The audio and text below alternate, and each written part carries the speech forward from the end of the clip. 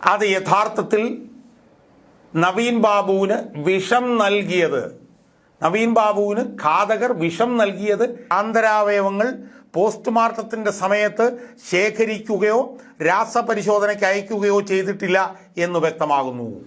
കൊന്നതാണ് എന്നുള്ളത് വ്യക്തം. പോസ്റ്റ്മോർട്ടത്തിൻ്റെ സമയത്ത് വിസറ ഹാർവെസ്റ്റ് ചെയ്ത് അത് പ്രിസർവ് ചെയ്ത് അത് ടോക്സിക്കോളജിക്കൽ അനാലിസിസിന് അയക്കാതിരുന്നത് വിഷം നൽകിയ കാര്യം കണ്ടുപിടിക്കാതിരിക്കാനായിരുന്നു എന്നുള്ളത് രണ്ടാമത്തെ കാര്യം. ഇനി ഏറ്റവും പ്രധാനപ്പെട്ട ഒരു ഭാഗത്തേക്കാണ് ഞാൻ വരാൻ. എന്ത് വിഷമായിരിക്കാം നവീൻ ബാബുവിന് ഘാതകർ നൽകിയത് എന്നുള്ളത്? എന്ത് വിഷമായിരിക്കാം എന്നുള്ളത് അവിടെ നമ്മൾ പരിശോധിക്കുമ്പോൾ നമുക്ക് ശാസ്ത്രീയമായി കാണാൻ കഴിയുന്നത് എന്താണെന്നറിയാമോ? ഈ പോസ്റ്റ്മോർട്ടം സ്റ്റെയിനിങ്ങിൻ്റെ, നമ്മൾ നേരത്തെ പറഞ്ഞല്ലോ, ഈ രക്തം കെട്ടിക്കിടക്കുന്ന സംഭവം ഉണ്ടല്ലോ, അത് പോസ്റ്റ്മോർട്ടം സ്റ്റെയിനിങ്, അതിൻ്റെ നിറത്തിൻ്റെ അടിസ്ഥാനത്തിൽ ഏത് വിഷമാണ് നൽകിയത് എന്ന് കണ്ടുപിടിക്കാൻ കഴിയുമെന്നാണ് ശാസ്ത്രീയമായി തെളിയിക്കപ്പെട്ടിട്ടുള്ളത്.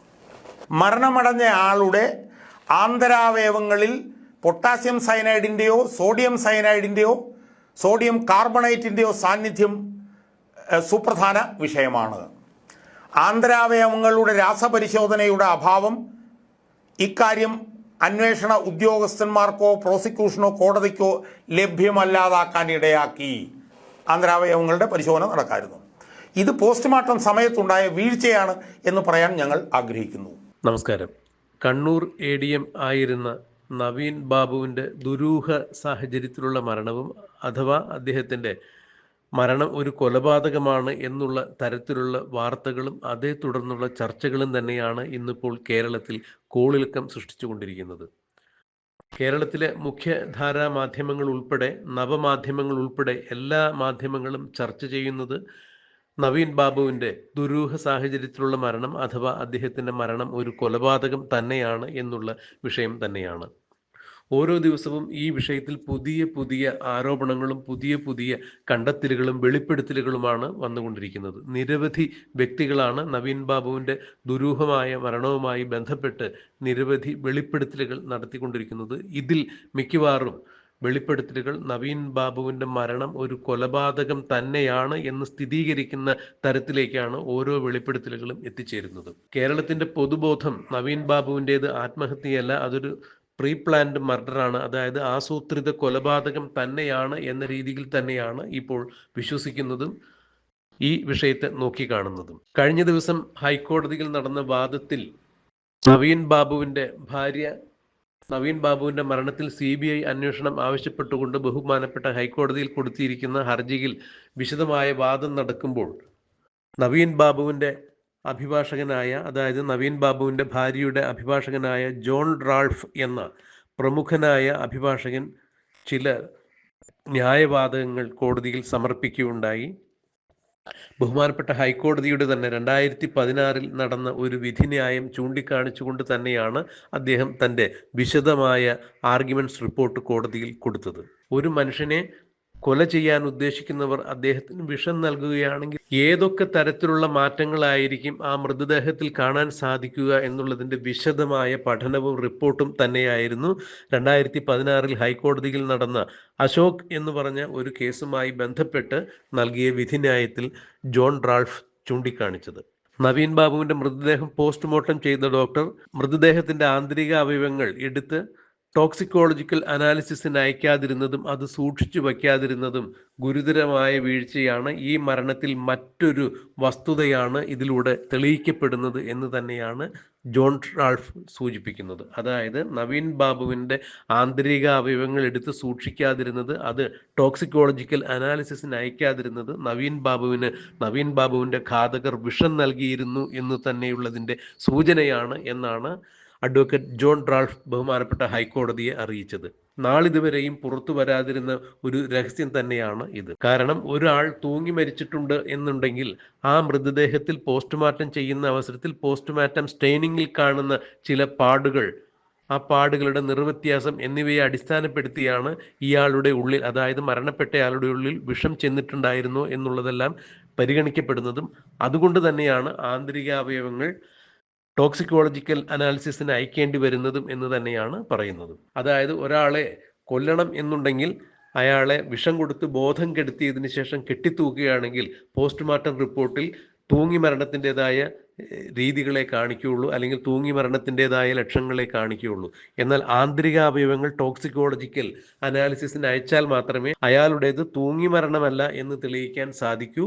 അങ്ങനെ ടോക്സിക്കോളജിക്കൽ ടെസ്റ്റിലൂടെ, അനാലിസിസിലൂടെ മാത്രമാണ് വിഷം ഉള്ളിച്ചെന്ന കാരണം കണ്ടെത്താൻ സാധിക്കുകയുള്ളൂ.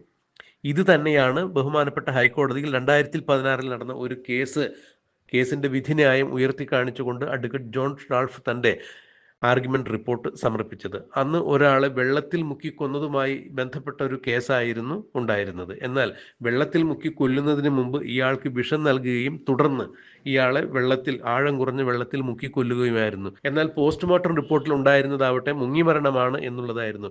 പക്ഷേ ഡയാറ്റം ടെസ്റ്റ് നടത്തിയപ്പോഴാണ് അയാൾ മുങ്ങിയല്ല മരിച്ചത്, മരണകാരണം ഉള്ളിൽ ചെന്ന വിഷാംശത്തിന്റെ ഫലം തന്നെയാണ്, അല്ലെങ്കിൽ അതിന്റെ രൂക്ഷതയാണ് എന്നുള്ളത് തെളിയിക്കപ്പെട്ടു. ഈ വിവരങ്ങൾ ജോൺ റാൾഫ് ബഹുമാനപ്പെട്ട ഹൈക്കോടതിയിൽ സമർപ്പിക്കുമ്പോൾ എന്തുകൊണ്ടാണ് നവീൻ ബാബുവിൻ്റെ മൃതദേഹം പോസ്റ്റ്മോർട്ടം ചെയ്ത ഡോക്ടർമാർ അദ്ദേഹത്തിൻ്റെ ആന്തരികാവയവങ്ങൾ ടോക്സിക്കോളജിക്കൽ അനാലിസിസിന് അയക്കാതിരുന്നത് എന്നുള്ളതിൻ്റെ രഹസ്യമാണ് ചുരുളഴിയുന്നത്. ഇത് തന്നെയാണ് മുൻ മുഖ്യമന്ത്രി VS അച്യുതാനന്ദൻ്റെ പൊളിറ്റിക്കൽ സെക്രട്ടറി അഡ്വക്കേറ്റ് KM ഷാജഹാനും ചൂണ്ടിക്കാണിച്ചിട്ടുള്ളത്. നവീൻ ബാബുവിൻ്റേത് ഒരു തൂങ്ങി മരണമല്ല, അദ്ദേഹത്തെ കൊല ചെയ്തത് തന്നെയാണ്. എന്നാൽ അദ്ദേഹത്തെ കൊലപ്പെടുത്തുന്നതിന് മുമ്പ് അദ്ദേഹത്തിന് വിഷം നൽകിയിരുന്നു. വിഷം നൽകിയതിന് ശേഷം തന്നെയാണ് അദ്ദേഹത്തെ കൊലപ്പെടുത്തിയത് എന്നാണ് KM ഷാജഹാൻ പറയുന്നത്. ചില വിഷങ്ങൾ മനുഷ്യ ശരീരത്തിൽ പ്രവേശിച്ചു കഴിഞ്ഞിട്ടുണ്ടെങ്കിൽ, അതായത് ചില ലഹരി പദാർത്ഥങ്ങളിൽ അടങ്ങിയ വിഷങ്ങൾക്ക് പ്രത്യേക നിറമോ മണമോ ഒന്നും തന്നെ ഉണ്ടായിരിക്കില്ല.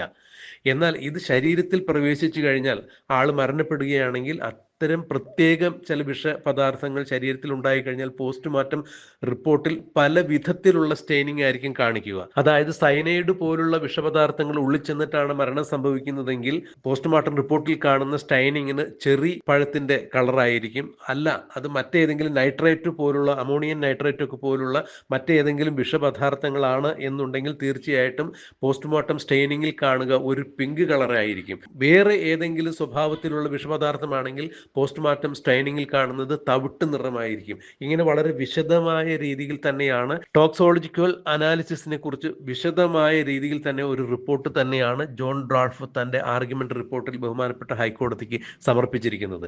എന്തായാലും ഒരു കാര്യം ഉറപ്പാണ്, നവീൻ ബാബുവിന്റെ ആന്തരികാവയവങ്ങൾ തകർത്തായിരുന്നു നേരത്തെ അദ്ദേഹത്തിനെ കൊന്നത് എന്നുള്ള ഒരു വാദം നിലനിൽക്കുമ്പോൾ തന്നെ, അതായത് മൂർച്ചയേറിയ ഏതോ ഒരു ആയുധം അദ്ദേഹത്തിന്റെ മലദ്വാരത്തിലൂടെ കയറ്റി ആന്തരികാവയവങ്ങൾ തകർത്ത് കളഞ്ഞ് പുറമേക്ക് പരിക്ക് കാണാത്ത രീതിയിലാണ് അദ്ദേഹത്തെ വധിച്ചത് എന്നുള്ള അതീവ ഗുരുതരമായ ഒരു വിഷയം ഉയർത്തിക്കാണിക്കുന്നതോടൊപ്പം അതുകൊണ്ടാവാം ആന്തരികാവയവങ്ങൾ പോസ്റ്റ്മോർട്ടത്തിന് അയക്കാതിരുന്നത് എന്ന് പറയുന്നതോടൊപ്പം തന്നെ ഇങ്ങനെയൊരു സാധ്യത കൂടിയാണ് ഇപ്പോൾ കൂട്ടി വായിക്കുന്നത്, അല്ലെങ്കിൽ ഇങ്ങനെയൊരു സാധ്യത കൂടിയാണ് മഞ്ജുഷയുടെ അഭിഭാഷകൻ മുന്നോട്ട് വയ്ക്കുന്നത്. ADM നവീൻ ബാബുവിനെ കൊലപ്പെടുത്തുന്നതിന് മുമ്പ് അദ്ദേഹത്തിന് അമോണിയം നൈട്രേറ്റ് പോലെയുള്ള, അല്ലെങ്കിൽ പൊട്ടാസ്യം സയനൈഡ് പോലുള്ള എന്തെങ്കിലും മാരകമായ ഒരു വിഷം കൊടുത്തിട്ടുണ്ട്. ആ വിഷം കൊടുത്തതിന് ശേഷം അദ്ദേഹത്തെ കെട്ടിത്തൂക്കിയതാണ്. അതുകൊണ്ട് തന്നെയാണ് സ്റ്റെയിനിങ്ങിൽ ഇത്തരം നിറവ്യത്യാസങ്ങൾ കണ്ടത് എന്നുകൂടി പറയപ്പെടുന്നു. എന്നാൽ പുറമെ അദ്ദേഹത്തിന്റെ മൃതദേഹത്തിന്റെ പുറം ഭാഗത്ത് കണ്ട സ്റ്റൈനിങ് അദ്ദേഹത്തെ കുറേ നേരം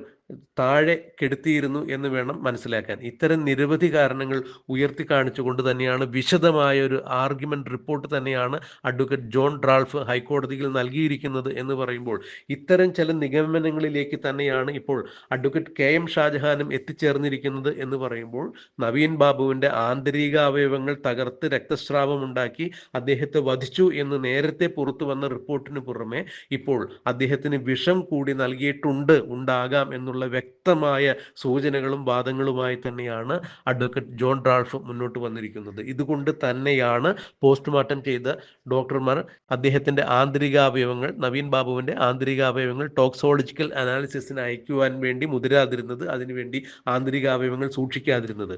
വീണ്ടും ഒരു പോസ്റ്റ്മോർട്ടം ഒഴിവാക്കാൻ വേണ്ടി തന്നെയായിരുന്നു CPMന്റെ സ്ഥാപിത താല്പര്യക്കാരെല്ലാവരും ചേർന്ന് നവീൻ ബാബുവിന്റെ മൃതദേഹം എത്രയും പെട്ടെന്ന് ദഹിപ്പിച്ചു കളയുവാൻ വേണ്ടി മുൻകൈയെടുത്ത് പത്തനംതിട്ടയിലെത്തി മണിക്കൂറുകൾക്കകം മൃതദേഹം ദഹിപ്പിച്ചത് എന്നുള്ളതാണ് ഇതിൽ നിന്ന് മനസ്സിലാക്കാൻ കഴിയുന്നത്. എന്തായാലും ഒരു കാര്യം വളരെ വ്യക്തമായിരിക്കുന്നു.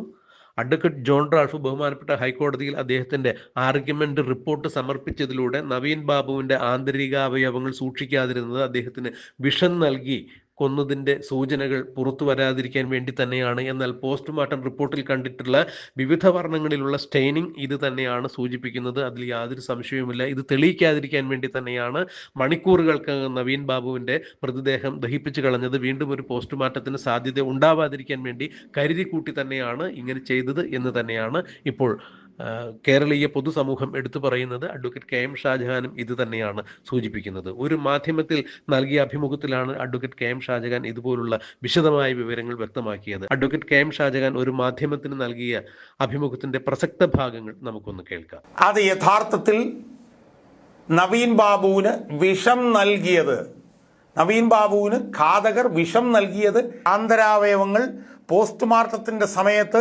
ശേഖരിക്കുകയോ രാസപരിശോധനയ്ക്ക് അയക്കുകയോ ചെയ്തിട്ടില്ല എന്ന് വ്യക്തമാകുന്നു. കൊന്നതാണ് എന്നുള്ളത് വ്യക്തം. പോസ്റ്റ്മോർട്ടത്തിൻ്റെ സമയത്ത് വിസറ ഹാർവെസ്റ്റ് ചെയ്ത് അത് പ്രിസർവ് ചെയ്ത് അത് ടോക്സിക്കോളജിക്കൽ അനാലിസിസിന് അയക്കാതിരുന്നത് വിഷം നൽകിയ കാര്യം കണ്ടുപിടിക്കാതിരിക്കാനായിരുന്നു എന്നുള്ളത് രണ്ടാമത്തെ കാര്യം. ഇനി ഏറ്റവും പ്രധാനപ്പെട്ട ഒരു ഭാഗത്തേക്കാണ് ഞാൻ വരാൻ. എന്ത് വിഷമായിരിക്കാം നവീൻ ബാബുവിന് ഘാതകർ നൽകിയത് എന്നുള്ളത്, എന്ത് വിഷമായിരിക്കാം എന്നുള്ളത് അവിടെ നമ്മൾ പരിശോധിക്കുമ്പോൾ നമുക്ക് ശാസ്ത്രീയമായി കാണാൻ കഴിയുന്നത് എന്താണെന്നറിയാമോ? ഈ പോസ്റ്റ്മോർട്ടം സ്റ്റെയിനിങ്ങിൻ്റെ, നമ്മൾ നേരത്തെ പറഞ്ഞല്ലോ, ഈ രക്തം കെട്ടിക്കിടക്കുന്ന സംഭവം ഉണ്ടല്ലോ, അത് പോസ്റ്റ്മോർട്ടം സ്റ്റെയിനിങ്, അതിൻ്റെ നിറത്തിൻ്റെ അടിസ്ഥാനത്തിൽ ഏത് വിഷമാണ് നൽകിയത് എന്ന് കണ്ടുപിടിക്കാൻ കഴിയുമെന്നാണ് ശാസ്ത്രീയമായി തെളിയിക്കപ്പെട്ടിട്ടുള്ളത്. മരണമടഞ്ഞ ആളുടെ ആന്തരാവയവങ്ങളിൽ പൊട്ടാസ്യം സയനൈഡിൻ്റെയോ സോഡിയം സയനൈഡിൻ്റെയോ സോഡിയം കാർബണേറ്റിൻ്റെയോ സാന്നിധ്യം സുപ്രധാന വിഷയമാണ്.